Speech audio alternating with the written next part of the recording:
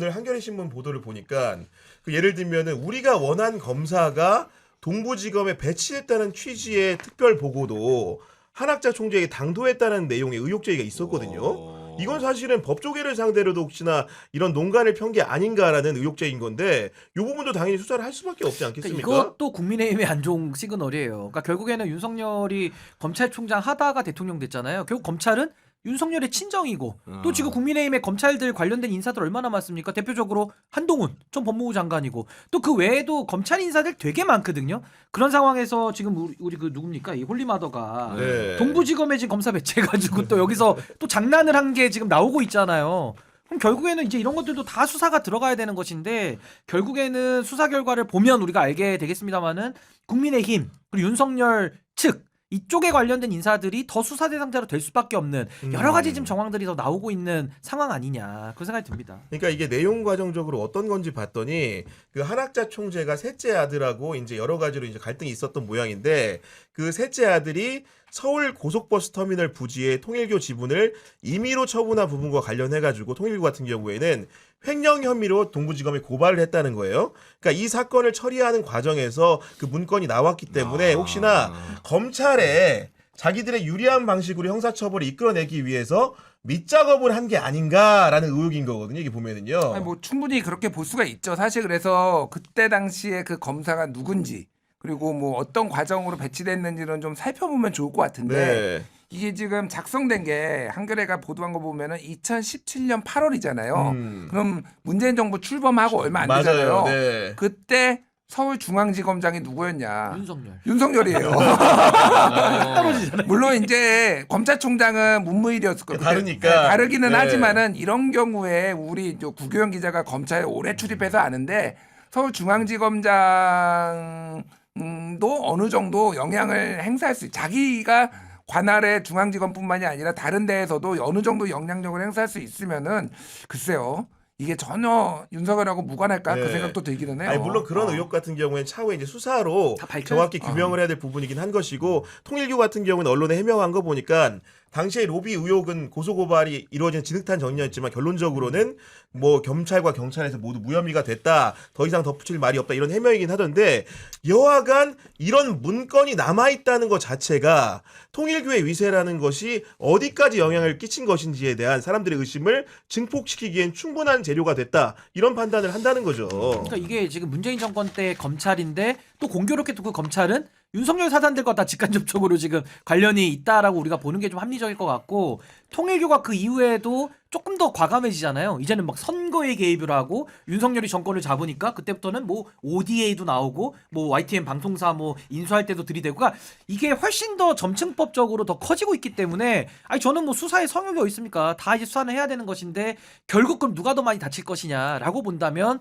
윤석열 쪽이 더 많이 다치는 사람들이 나오지 않을까. 지금 그런 흐름으로 가고는 있어요. 지금. 그러니까 이게 정치권에만 한정된 게 아니고 수사기관을 상대로 한 다종다양한 로비 의혹이 있었다고 한다면 이 부분도 밝혀야 되는 것이고 이와 맞물리는 문제는 아니지만은 그 검찰 사이드에서 있었던 일이니까 연결지어서 말씀을 드리면 김건희 특검에서 기본적으로 김건희를 검찰이 봐준 의혹에 대해서 수사를 한창 진행을 하고 수사기한이 얼마 안 남은 상황인데 이원석 전 검찰총장을 상대로 출석을 해서 진술을 해달라고 했더니 불출석 사유서를 내고 안 나왔거든요. 뭐 이원석 입장에서는 좀 곤란하긴 할 거예요. 왜냐면은 이원석은 어쨌든 수사를 해야 된다라는 입장이었어요. 그래서 교체된 거잖아요. 그러니까. 그래서 그 다음에 이제 심우정이 온 거고 서울중앙지검장도 송경호에서 이창수로 바뀌었고 그러니까 그때 총선 앞두고였죠. 그러니까 총선 이후에 바뀌었습니다. 아니, 제가 말하는 거는 그 송경호가 2024년 1월 달에 윤석열하고 아마 그때 이원석하고 같이 만났나 네네네. 1월이었나 그랬을 거예요. 그때 윤석열한테 송경호가 이거 수사 받아야 됩니다고 했다가 들어보지 못할 쌍욕을 맞아. 다 맞아. 이제 한 적이 있었어요. 그러니까 그래서 이거는 결국은 이제 윤석열에 대해서 다 이제 증언을 해야 되는 거거든요. 물론 이제 뭐 이원석도 그 정권에서 굉장히 이제 빛을 본 사람이지만은 그래도 네. 저는 그나마 그 검찰 내부에서는 멀쩡한 정신에 가까운 사람이라고 생각해요. 그러니까 다 수사는 해야 된다. 이거는 조직에 문제가 생기고 정권에 문제가 생긴다는 정무적인 판단을 한 사람인데 네. 이거를 이제 굳이 나가서 지금 뭐를 하기가 본인 입장에 조금 난감할 것 같아요. 제가 보기엔 이원석. 그러니까 이런 부분에서 사실은 게 검찰이란 조직이 정의관념을 가지고 CCBB를 국민 앞에서 가려야 되는 공조직이었잖아요. 그런 공조직에 총수했던 사람이면 당시에 부당한 처분이 검찰을 향해서 자기 조직을 향해서 있었으면은 이런 내용들을 지금이라도 발본색원을 해서 진실과 정의 편에 서는 게 올바른 판단인 것 같은데 이분은 그럴 의향이 있는 겁니까? 없는 겁니까? 그러니까 이원석 전 총장 같은 경우도 뭐 상대적으로야 뭐 심우정 체제보다는 좀 낫다고는 할 수 있더라도 결국 국민적 용서를 받을 수 없는 위치인 거예요. 결국에는 이원석 총장 당시 때부터 검찰이 올바른 역할을 했더라면은 지금까지 이렇게 나라가 망가지지는 않았겠죠. 근데 그 이후에도 책임이 있는 분, 그러니까 이원석 총장도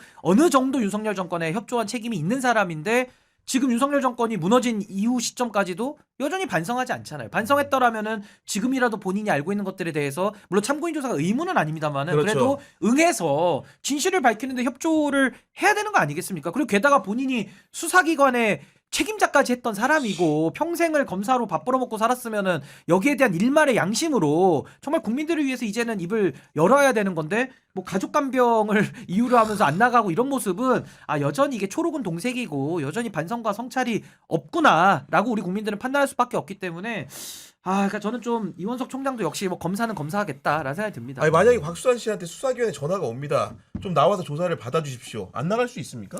아니 근데 상상을 못하죠 사실. 그러니까, 네. 일반적인 시민 관점에서 안 나가면 더 큰 불이익이 있고 더 큰일 나겠다 싶어서 다들 웬만하면 나가잖아요 당연히. 근데 이게 무슨 지금 이원석뿐만 아니라 여기 검사들이 다 안 나가고 있는 거잖아요 지금. 지금 보니까 참고인인 이원석만 안 나오는 게 아니고 다 안 다 나가고 안 있어. 피의자인 이창수 전 서울중앙지검장도 특검 언제 끝나냐만 기다리고 있는 거예요. 이런 상황이니까 국민들이 봤을 때 검찰에서 부르면 나가야 되는 국민 입장에서는 너무나도 당당하게 안 나가는 그들의 모습이 너무 화가 나는 겁니다 지금. 그러니까 이거는 우리 헌법으로 치면은 평등권 위반뿐만 아니라 우리 헌법에 사회적 특수계급은 창설되지 못한다고 나와 있거든요. 근데 이제 검사들 스스로 본인들을 사회적 특수계급으로 지금 착각하고 있는 모습들을 여전히 보이고 있기 때문에 지금 윤석열 친위 쿠데타 이후에 그 윤석열 시절에 협조를 했던 그 고위 공무원들 특히나 이 검찰 출신 인사들이 여전히 지금 현실 파악을 저는 못하고 있는 거 아니냐. 여전히 윤석열 시대로 착각하고 지금 사는 거 아니고서는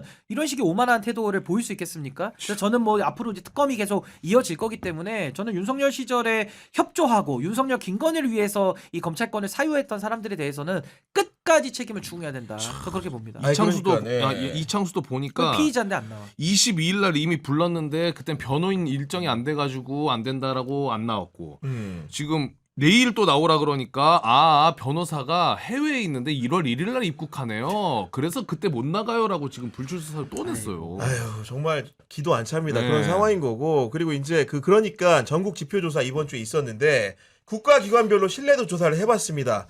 순위를 매겨보니까 1등은 정부가 신뢰한다 54% 가장 높고 두 번째가 헌법재판소 52%가 신뢰한다. 경찰 48%가 신뢰한다. 지자체 42%가 신뢰한다. 법원 40%가 신뢰한다. 국회 31%가 신뢰한다. 7개 중에 꼴등 검찰 29%만 신뢰한다. 이런 응답 나오는 겁니다 지금. 법원이 너무 높은데요? 40%나 돼요? 옛날보다 법원이? 좀 많이 떨어진 것 같아요. 아하. 이게 그러니까 상대적으로 과거에 그러면 어땠느냐를 우리가 봐야지 지금 이게 이제 지금 어떤 이 수치가 의미가 있는지 알 그렇죠. 수가 네. 있잖아요. 원래 검찰은 높지는 않았어요. 원래 네. 옛날부터 검찰은 높지 않았는데 2022년 그러니까 매년 12월 요때쯤에 했어요. 지금 MBS 전국 지표조사가. 그럼 2022년에 몇 %였냐? 검찰이 39였어요. 신뢰한다가. 검찰이 39. 검찰에 대해서 국민들이 근데 이게 지금 29가 됐잖아요. 맞아요. 10% 포인트가 빠진 거다. 그러니까 검찰에 대해서는 뒤로 시간이 가면은 계속 빠지는 거예요. 그러니까 검찰이 빠져가지고 작년에는 2024년 작년에는 28%였어요. 그러니까 작년이 그러니까 극대화된 김건희 수사 안 하고 그러네. 막 이런 거에 대해서 극대화돼서 그 비슷한 수준을 검찰이 지금 유지하고 있다고 보면 될 것 같고. 사실은 검찰보다 원래 더 낮았던 게 어딘 줄 아세요? 국회입니다. 국회. 아, 그랬어요. 원래. 그랬어요? 국회가 2022년에 신뢰한다 15%. 아, 진짜로? 예. 오, 그랬구나. 많이 근데 오른 거구나. 올해 31%. 많이 야, 올랐네. 더블로 올랐네. 올랐어요. 더블로 그러니까, 올랐어요. 네. 그러니까 이게 뭐냐면은 이 국회가 주도해서 탄핵도 하고 뭐 여러 가지 이제 지금 있었잖아요. 이 과정들을 보면서 그러니까 특히 이제 탄핵이 아니라 계엄 해제 표결하고 그 다음에 탄핵하고 뭐 이런 주도하는 과정들을 보면서 국회에 대한 신뢰감이 많이 더블로 올라온 거니까 이건 많이 올라온 거예요. 그러니까 15에서 31로. 그리고 정부가 지금 54로 가장 높잖아요. 그럼 2022년에는 어땠냐? 43. 그런데 더 중요한 건 자 매년 2022년 43, 23년 37, 24년 31. 아, 계속 떨어졌구나. 계속 윤석열 정부 내 3년이잖아요. 계속 정부가 떨어진 거예요. 그러니까 올해는 쉽게 얘기하면 반등을 한 거네요. 선거 이후에. 작년에 31이었는데 지금 54가 됐으니까 사실은 그러니까네. 숫자로 보면은 제일 많이 늘은 거예요. 그러네. 그러니까. 그래서 이게 이제 국민들이 이거를 어떻게 보느냐를 우리가 이 정부 기관들에 알 수가 있는 거예요. 그러니까 저도 이제 예전에 법조 출입을 좀 오래 해봤기 때문에 많은 분들이 저한테 물어봐요. 검사들은 그렇게 여론조사로 이렇게 비난받고 국민들이 욕하는 사람들이 많은데 정말 그 자리에 있는 사람들은 어떤 생각을 하고 있느냐, 혹은 그 직업에 종사했던 사람들은 어떤 생각을 하냐 궁금해 하시는데, 제가 우연하게 페이스북을 이렇게 돌려보다가 전직 검사의 글을 보고 야, 아직도 이러는구나 싶었습니다. 그 글을 제가 읽어드릴게요. 오. 검사들이 어떤 생각을 하는지 정확히 알 수 있습니다. 이렇게 씁니다. 노무현 대통령은 임기 내내 SK 수사, 대선 자금 수사, 법조 브로커 윤상림 수사 등 정권을 힘들게 한 이인규라는 사람이 있습니다. 임기 말에 2007년 2월에 동기 중 선두로 검사장 승진을 시키고 아내가 건강이 안 좋다는 점까지 고려해 대전으로 발령냈다. 또 천정배 장관도 그가 마음에 안 들었겠지만 안티 걸지 않았다. 그러면서 이제 어떻게 그 본인 의견을 피력하냐면 내년 5월에도 반복되겠지만, 심지어 이게 노무현 대통령 서거 시점을 두고 얘기하는 것 같아요. 노무현 정신을 세일즈하지만 그분의 큰 그릇과 인간됨을 배우도록 노력했으면 좋겠다. 이재명 대통령을 비롯한 집권 세력의 각성을 촉구한다. 권력을 가진 사람이 마음을 열고 조금 손해본다 생각해야 상대도 쭈뼛거리며 따라올 것 아닌가, 이렇게 적었는데, 정말로 이게 자기 사고에 갇혀 있는 게 뭐냐면 이인규를 노무현한테 이렇게 수사했지만 키워준 정신을 배우라는 거잖아요. 그래서 이인규가 어떤 짓을 했냐, 이인규가 대검찰청 중앙수사부장을 이명박 정부 때 하면서 노무현 전 대통령을 죽음에 이르는 수사를 한 사람입니다. 그런 결과값은 얘기하지 않고 노무현이 이인규를 키워줬다는, 말 그대로 정권을 향한 수사를 했지만 당시에 온전하게 놔뒀다라는 이런 것만 얘기하면서 얘기하는 것 자체가 얼마나 자기중심적으로 본인들을 성찰하는 집단인가라는 것들을 여실히 느낄 수 있어요. 그때 속았기 때문에 이번에 안 속으려고 제대로 하려고 하는 겁니다, 개혁을. 그러니까 윤석열도 국정원 댓글 수사했을 때의 모습, 내지는 최순실 그 수사를 했을 때 국정농단에 수사했던 모습만 이야기하면 안 되잖아요. 그 위에 친이 쿠데타까지 일으킨 윤석열의 모습을 같이 얘기해야 그 완성이 되는 그렇죠, 것이고, 네.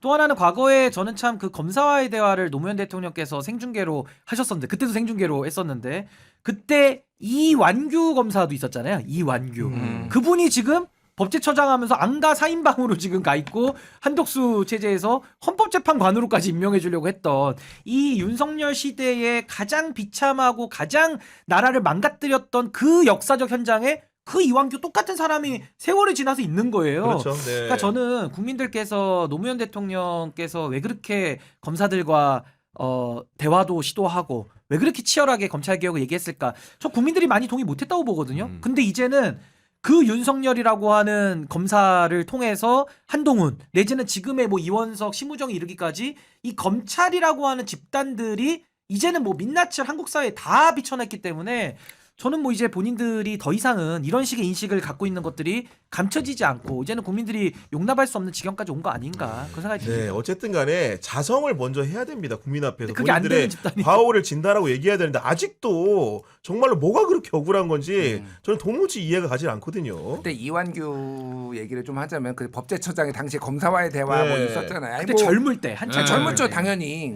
뭐 근데 전 뭐 검사와의 대화 대통령이 하자고 하면 검사들 당연히 나가는 그 자리에 있었다는 게 문제가 아니라 그때 내용이 뭐였냐면은 이완규가 얘기를 했던 네. 게 법무부 장관의 인사권을 검찰총장한테 넘겨라는 얘기를 했어요. 이완규가 그때. 대통령인지 안 알고.